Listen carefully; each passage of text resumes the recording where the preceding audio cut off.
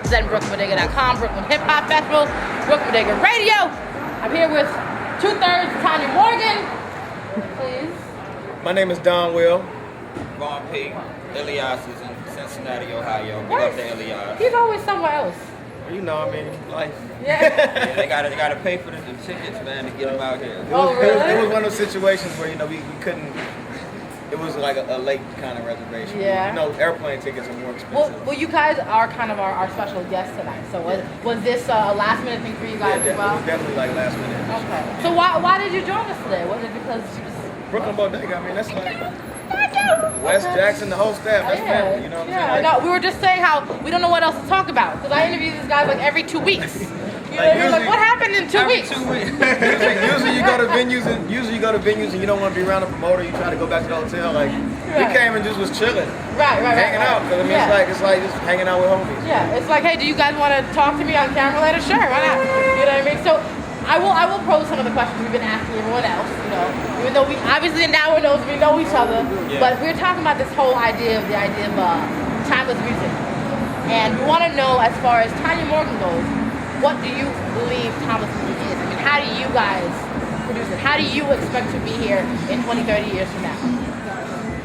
You just gotta do, because I think it's not so much about it is about trying to bring a change, but it's more about doing what people can relate to, honestly. And human beings, we're not gonna change that much. Because, I mean, we didn't grow extra lemons in the past 100 years or nothing like that. We are the same human beings, same emotions, same all of that. So if you can always relate to a song, a love song, or whatever, you're always gonna have that in you. So it'll be timeless. In 30 years, somebody might feel the same way I felt on the last song. Right. Just to piggyback that, like timeless is just presenting your story, speaking with your voice in a way that's solely and truly you. I mean, like, you know, that's the problem with a lot of the music that's trending because it's not necessarily being you. It's about you being something else, you know. But if you're telling your story the way that only you can tell it. Also, you can feel it more because I think that you mentioned with a lot of music that's popular, it's like a generic. Like, okay, we all talk about heartbreak, but if you're just saying I'm heartbroken, and that's like the whole song. You know, the thing is, you know what I mean? At least you got you know. The thing is, like, even with movies, there are only so many stories to tell. Right. Like, I mean, there is the occasional amazing story, like some shit that doesn't happen to anybody else. But for the most part, you tell the same story over and over. It's just the way that you say it. Yeah, exactly. No, because you're right. Because a lot of times with movies, they have this, you know, it's like, oh, kidnap, murder, you know. But the thing is, depending on how, because like for example, talking about Mystic River, right? Did you see it? No. Okay, Mystic River is the same idea of like someone's child being murdered. But because of how the story is told, because of the actors in it, you just feel like you've never heard that story before. Yeah. You know what I mean? And so, I mean, as far as, you know, with your music, for example, you know, there's a lot of times people compare you guys to many different groups that are alike. But I have to definitely honestly say you guys do, you know, you set apart. You're different because you're not just like one other group.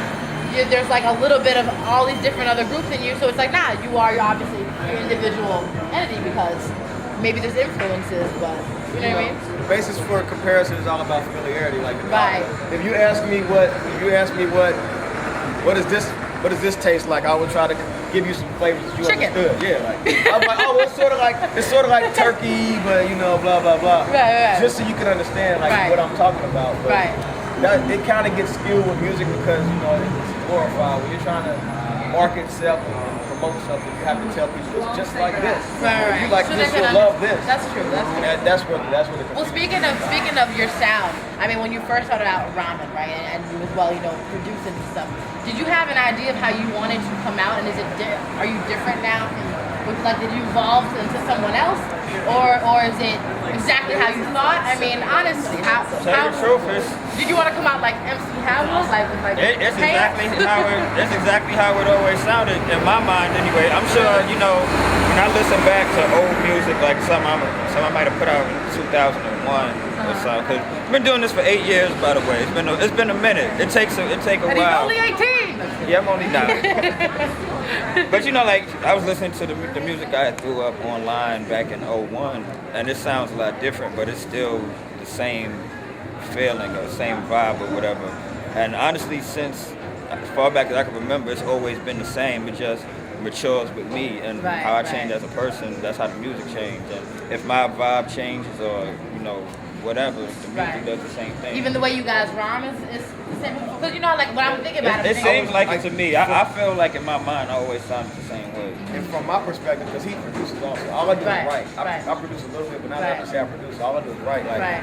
for me, it definitely changed and evolved because at the end of the day, it's just words on paper and your cadence and the way you say it. So my first rap to my 100th rap to now, Right. like, back when me and Von first linked up, I was company flow. Like, you know what I'm saying? Right, Like, right. it's kind of like, you sort of let what you let what you love influence you, you let what you like influence you until you know how to make it yourself. Right, You know what I'm I saying? like that. I was thinking exactly that. Yeah, I mean, like, I'm not ashamed to say I'm influenced by certain artists. Like, I might listen to an album tonight Right. and go home like I want to do something that sounds like this. Right. But the thing is, it's not about imitation. It's just about influence. It's about okay, that's what inspired. Right. And it's also, I mean, it's the, I wouldn't say it's, it's copying. It's your influence. So therefore, it's like, and the thing is with MCs, it's like a sport. There's a competition aspect to it as well. So when you hear certain people, it's like, yo, I want to go back and do something like that. You know what I mean? Something similar or something like that. Okay. So who would you say right now, maybe, I mean, like I said, there's certain people that we think that you're influenced by. Is there anyone right now that is influencing you as far as artist goes or producer-wise that maybe we wouldn't realize that you've been listening to? Currently? Yeah. Everybody. I get influenced by everybody. Everybody? Yeah. Name Good someone or random bad. that maybe I wouldn't think that you would listen to at Tuesday at 2 a.m. That you might be listening to on I got it. Okay. I don't have a random one, but you can go first. Yeah. I don't have a random one, but I like really bad music. Really bad. Unabashedly bad. Like underskilled, underproduced. You can't rap, you can't sing. Okay. Or if you can, you're really corny. Do you like it in like an American Idol, like No, I like before it. they? It's sort of like Act. the thing about music is that for it to be successful, in my opinion, it has to be really, really fantastically great Okay. or awful.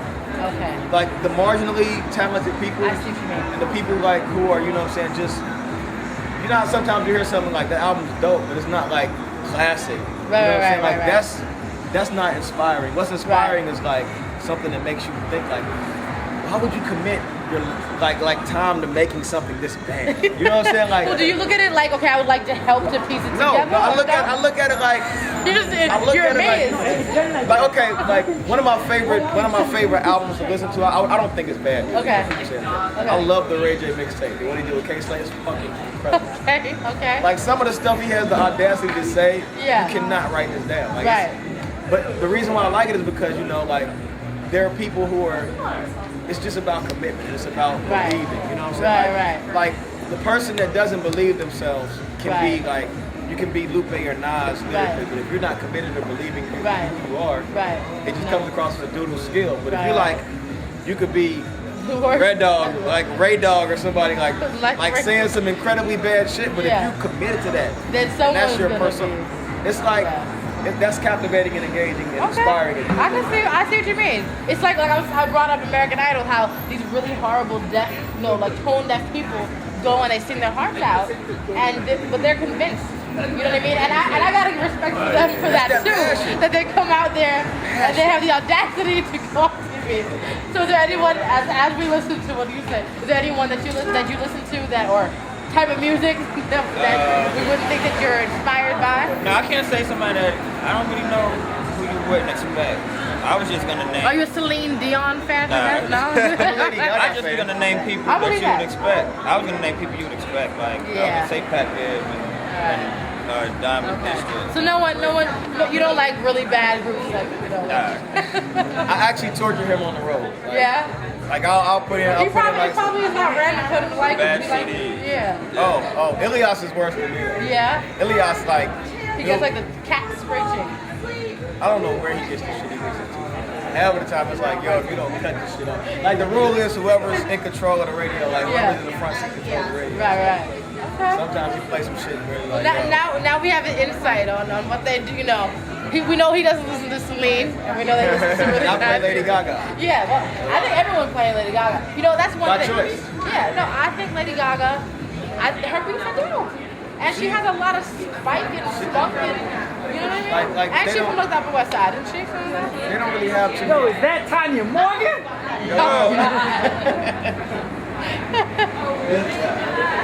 If someone can yell, "Is that Tanya Morgan?" that means that they definitely know Tanya Morgan. Go ahead, no.